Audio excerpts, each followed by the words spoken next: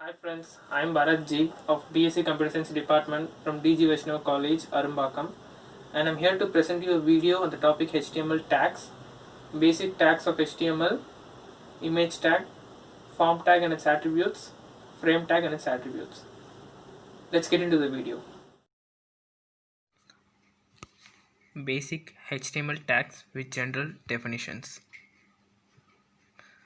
DOC type tag defines a document type. HTML tag defines an HTML document. Head tag contains metadata information for the document. Title defines a title for the document. Body tag defines the document's body. H1 to H6 defines HTML headings. P defines a paragraph. BR tag inserts a single line break. HR tag defines a thematic change in the content. The tag with exclamation defines a comment. Small tag defines smaller text. Strike tag defines strike through text. Strong tag defines important text. Subscript defines subscripted text. SUP defines superscripted text. Meta info tags and its descriptions. Head tag defines information about the document. Meta tag defines metadata about an HTML document. Base tag specifies the base URL or target for all relative URLs in a document. Formatting tags with general definitions. ABBR defines an abbreviation or an acronym. Address tag defines contact information for the author or owner of a document or article. B defines bold text. BDA isolates a part of text that might be formatted in a different direction from other text outside it. BDO overrides the current text direction. Block code defines a section that is quoted from another source to center the text. Style and semantics. Style tag defines style information for a document. Div defines a section in a document. Span will also define a section in a document. Header tag defines a header for a document or section. Footer tag defines a footer for a document or section. Main specifies the main content of a document, and section defines a section in a document. Image tag. So let me explain you one more tag, that is image tag. It is used to place an image on the web page. So whatever the image that you want to be shown on the screen, that image will be appeared on your web page. We use img as an image tag. So this is an image tag. It is used to set an image on the web page. Images are not part of the web page file. An image file is a separate file. You're just calling that file wherever it is located by giving the address. So where you have to be navigated.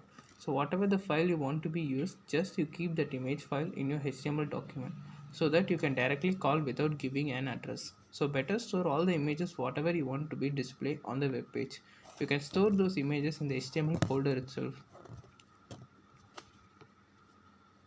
They are separate files which are inserted into the page wherein is used by the browser. So the image files are the separate files. You're just calling that image onto your screen.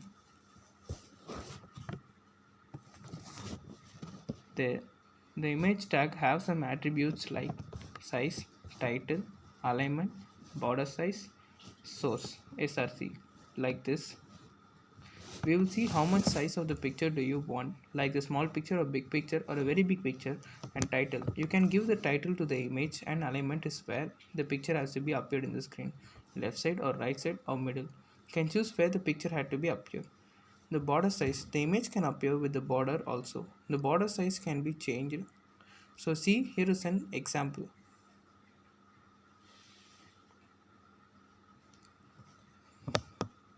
So see, here is an example for HTML body.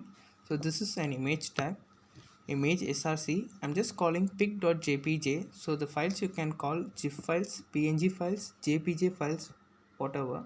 So I have just calling source is equal to pic.jpg, means in the HTML folder pic.jpg file is also present. Check before you are using where it is pic.jpg is present. Suppose it is present in some other folder, you have to give the address of that folder. For example, in the C drive in the document, where suppose in any particular file there is a pic.jpg, that address you need to give.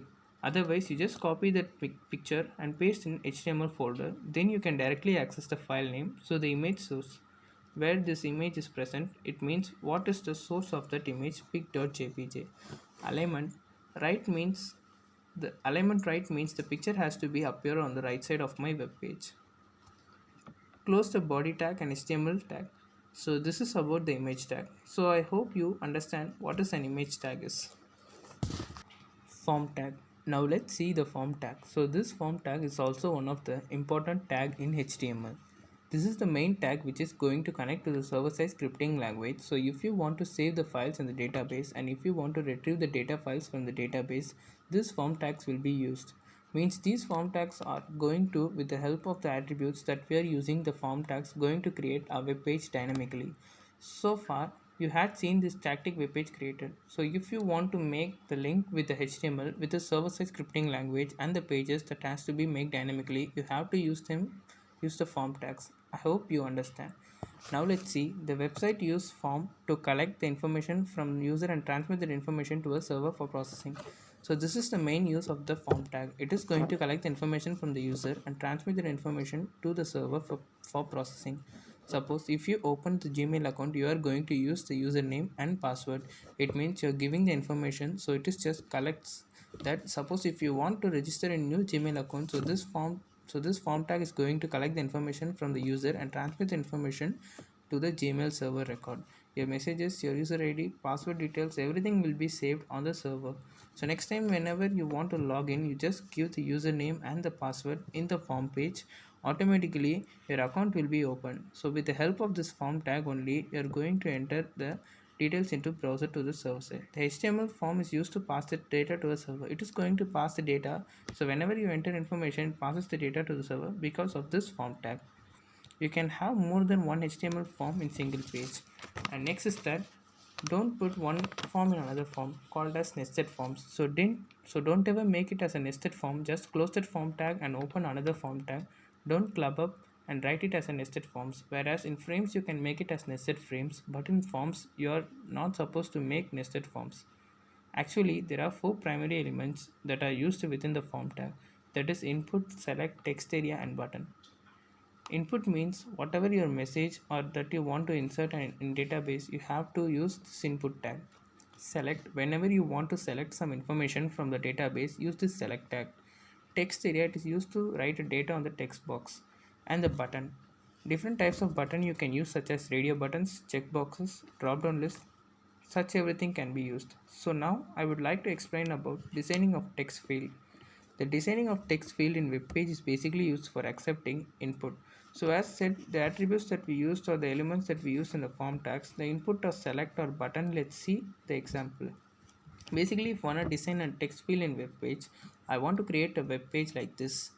It is done as HTML head title. So a web page title should be registration. So whatever the message that you want to be appeared on the web page, that you have to write in between the opening and closing tags of title. So registration is appeared on the web page. Now the body will be open. So in the body I'm writing form tag. So this is an opening form tag, as whenever you close the form, then it will be completely within the form tag, as it is entered into the server-side scripting language. So here whatever the message you have written before, that message will be print on the web page.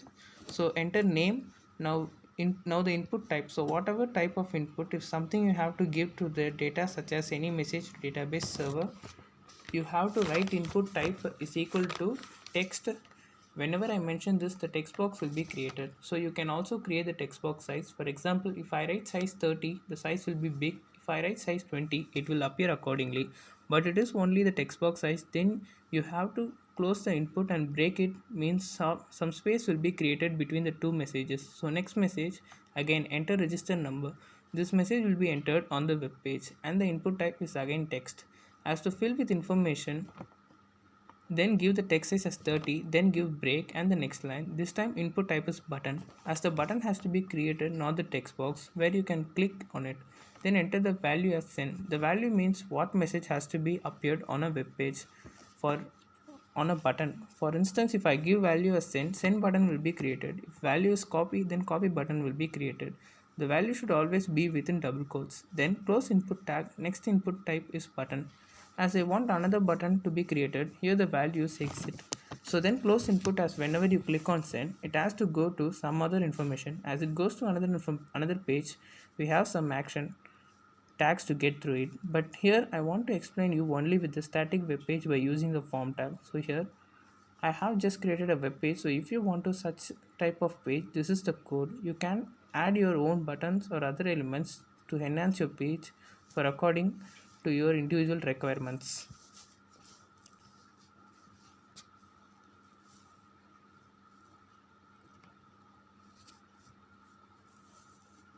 Attributes of form tag. Let's continue with the form tag. Previously, I have explained you with an example how to create web page like registration form with user ID and some other details and with submit button and exit button. And now I'm going to explain the attributes of the form tag. So this is one of the important concept in the form tag. So with the help of these attributes only, whatever the message you enter on the text field, that will be stored on the server side by using these form tag attributes. The attributes of form tag are action, method, enc type, that means encryption type.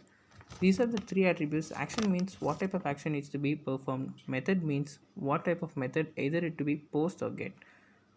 Post means by default it is using URL. For instance, whenever I click on the button, it is going to that URL. Get means we are getting by not using URL. Not using URL is why, because as we are getting the information, as we said previously, if you want to enter the details in the registration form of the Gmail, you have to use the post option. As we're using a Gmail account, you are using that URL. In that circumstance, you are posting your information to that Gmail server. Then in other hand, the method get means whenever you are logging into the site, no need to give the URL as you are already present inside the site. So there you are using that get attribute means get attribute means by not using the URL, you are just getting their information. To make it simple, by clicking your inbox, you can check what mails you have received ever. You're getting that info from the server.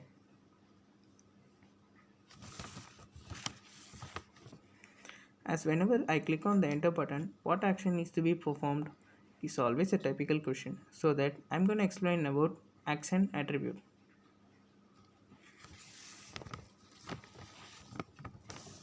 It is used to determine where to send data. Actually, where my data has to be sent. And it also specifies the URL to which form data will be submitted. The URL stands for Uniform Resource Locator. We would specify URL of a program on a server or any email address, or just give the action is equal to email address. Examples. So form action give the server address data.asp or give the email address as www.gmail.com. Just give the action is equal to form whatever the browser window will open. The action it has to perform is it has to go to that page www.gmail.com. So the data.asp, as mentioned in the example, in an active server page means whenever I click on the enter button, it will go to the data.asp file. So where the data is present, that is called active server page. Like ASP, we have many such as JSP, CJ. ASP stands for active server page, JSP for Java server page, and CGI denotes common gateway interface. So these are all the different server pages which can be used. And that's all about action. And now let's step into method attribute. It is also one of the attribute of form tag, and it determines how form data will be submitted. Form data will be submitted. It means you enter with the username and a password. So how it is going to submit, that will be done by this method. There are two options of this attribute, get and post. We are getting the data from the server. Here no URL is required as we are directly logged into the server page. It appends the form data into the URL and server received URL plus data. Then it comes post. It sends the data separately. Mostly it is considered as the preferred method. Previously I have directed with the loads of example about method. The end attribute is ENC encryption type attribute. It specifies the format of the data being submitted. It specifies an encoding protocol known as multipurpose internet main extension MIME. MIME ensures that data doesn't become corrupted when transmitted across the internet. So because of this MIME extension, it is going to ensure that the data doesn't become corrupted when they transmit across the internet. I will explain it with an example. Example, form action is required to data.asp means I want to navigate, and method is equal to post means I want to post something into the web page data.asp, and encryption is equal to plain or text means the security we are going to do so that data does not get corrupted when transmission occurs across the internet. This is how the form tag perform from the client side to server side page by using this form action method and encryption. Frames. Now let's continue with the next HTML tag, that is frame tag. This is one of the important concepts. The frames is nothing but it's going to divide your browser. The frames can display one or more than one HTML document in the same browser window. For example, if you are having a browser window, in this browser window you can call one more HTML to handle it easy. I would name it as a.html and b.html icon. Instead of separate browsers, I can call both the files in the same web browser, so that it is the major use of the frame tag. Each HTML document is called frame and each frame is independent of others to understand. I would likely give you an example. As I stated previously, we have two files a.html and b.html, so we can call them as frame 1 and frame 2, and you remember that they both are not dependent on each other, they are two different and separate files. Frameset tag is used to divide the browser window. It is going to display one or more HTML documents in the same browser. And another important point is that whenever you use frameset tag, then body tag is not required. So far in the HTML, whatever you are writing, you will do it inside the body. So whatever needed to be displayed, you will write inside the body and it will be displayed on the browser. But in frameset, without body tag, everything works the same. Now we are going to bind up with the topic, the attributes of frame tag. The rows used to divide the web browser into rows. The columns used to divide into columns. Frame border, for each frame how the border has to be or can be decided. Border color, you can select your own border color. Name, you can give any sort of name to your frame. These are all the 5 attributes of frame tag. Now let's dive in deep in the attributes one by one. Rows. If I want to divide my web browser into rows, what type of attributes I need to use? Is row attribute, for instance. I would help you with an example. If this is a web page, then the row attribute will divide the browser into rows. If the web page you are taken, that web page is considered as 100%. If I am dividing this web page into two parts, now I am calling a.html, that is frame 1, and in this I am not using body. I'm just going ahead with frame set. Here rows equal to 30%, 70. While summing up, we need to get 100%. So now I have decided one frame is 30% and the other is 70%. So browser is divided into 30 and 70% of frames. Let me pin up one more example. So if you are giving frame set rows equal to 30%, 10% star, then the browser will divide it into 3 such frames. With frame 1 is 30%, frame 2 is 10%, and the star symbol represents the balance frame present. That is 30% equal to 40%, and so the balance 60 is mentioned as star symbol. Columns. In some way as rows, you can also divide the browser into columns. Only the difference between these two is in rows we have used frame set rows, but in column we use frame set columns. And you can compare with the previous example. We can choose the percentage of column. I will give it as 33%, 33%, and 34%. Now the page will be divided into the predefined percentages. So in each frame you can call different HTML files as frame src tag. Without closing the frame set, you have to enter the frame source. So now I want to display some files inside it, so that HTML files will display on the same browser. So as I gave source as a.html, b.html, and c.html, it will be displayed in that 3 different frames. So when you give the source of the file, it has to be created previously, so that it needs to be found in the same folder. So whenever you open this frame,